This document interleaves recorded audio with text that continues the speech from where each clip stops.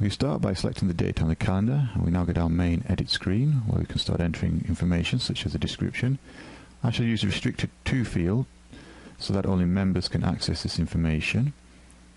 I shall set the event type to a search, and I'll say yes to show on public pages and on the task summary screen so we can show some information to the public.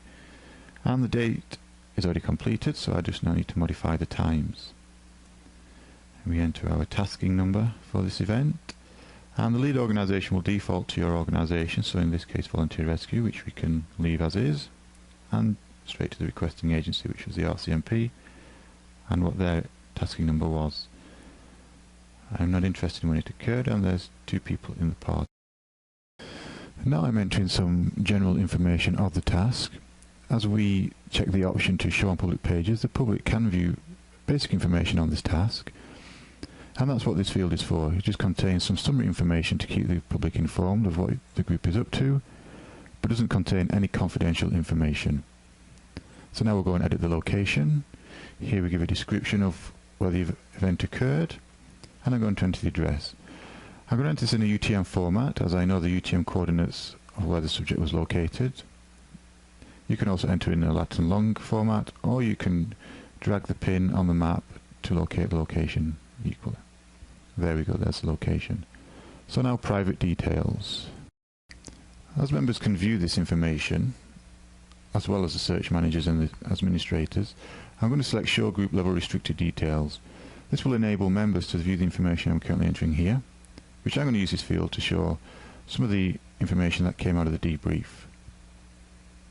Using the edit features of the built-in editor, I'll also highlight this information formatting by giving it some bullet points. As I need to send a report to my regional manager, the task report body allows me to enter more detailed information as to what was involved with the event.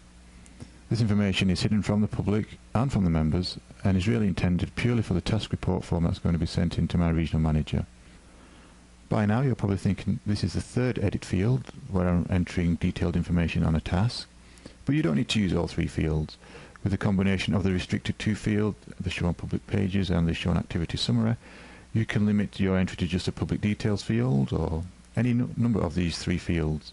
It really depends on exactly how much information you want to enter and to who you want to make the information available to.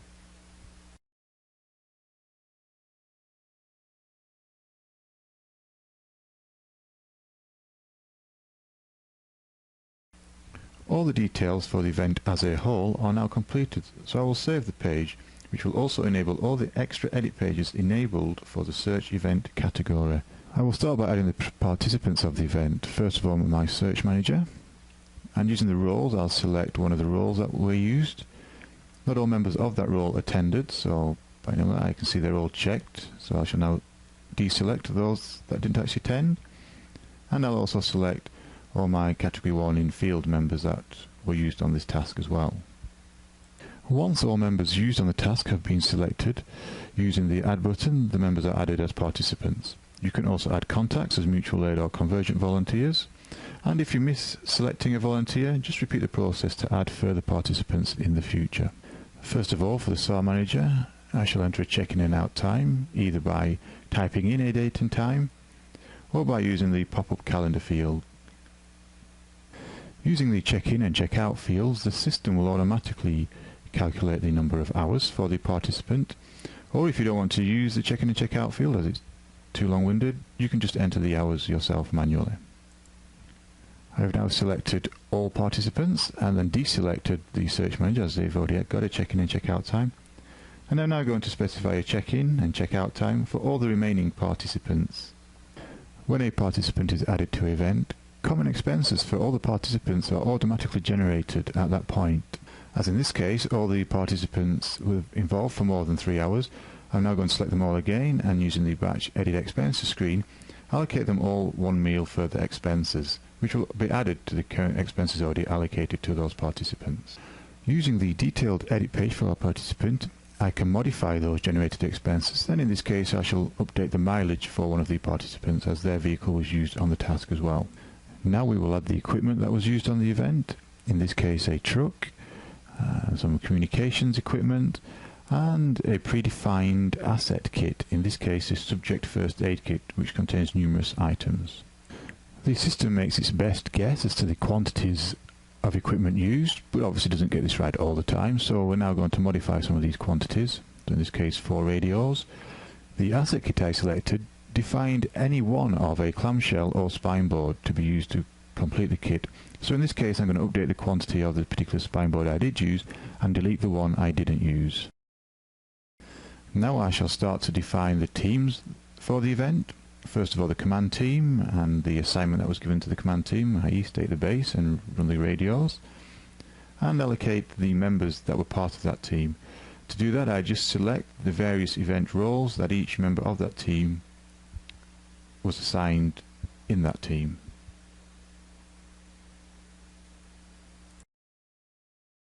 My first field team was Team Alpha 1, so again, here's a team name and the assignment for that team. Now you don't need to define teams for an event if you don't wish to. It's an extra step that can be ignored if required to save time. This team was assigned equipment, so I shall define the quantities of the various pieces of equipment assigned to this team.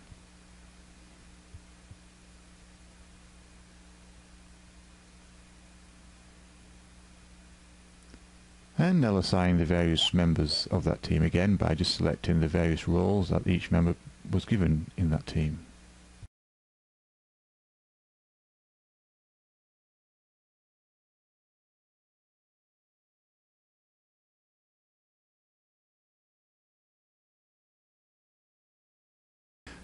This event had 2 field teams, so I shall now add Team Bravo 1 in much the same way as for Alpha 1. The only difference this time is that Bravo 1 didn't have any first aid equipment, so the team equipment entry is much shorter, just radios in this case. But again, 4 team members, each with assigned roles in that team, such as navigator, first aid, team leader and communications, typical of an immediate response team.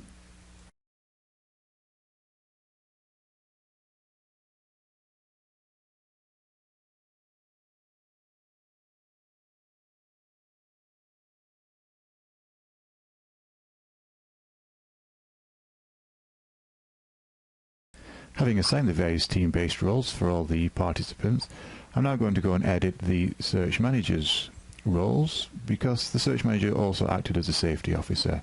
So as you can see, you can select any number of event roles for a participant.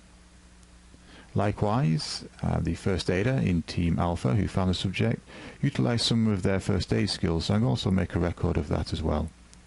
All of this various information is defined in configuration, enabling any organisation to specify exactly the information they wish to keep track of.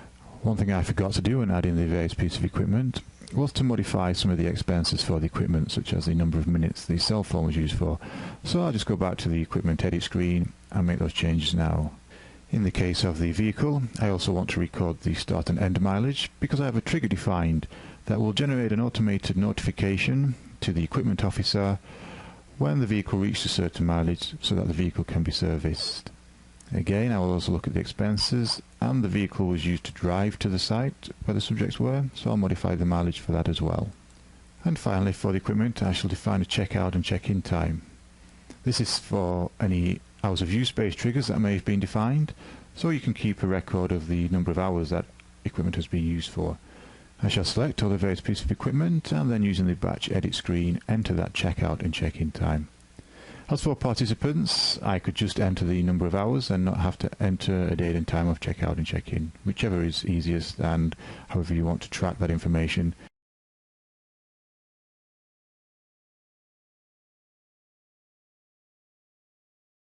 Volunteer Rescue also allows an organisation to store information on the subjects they assist, such as name, gender, condition of subject, age of subject.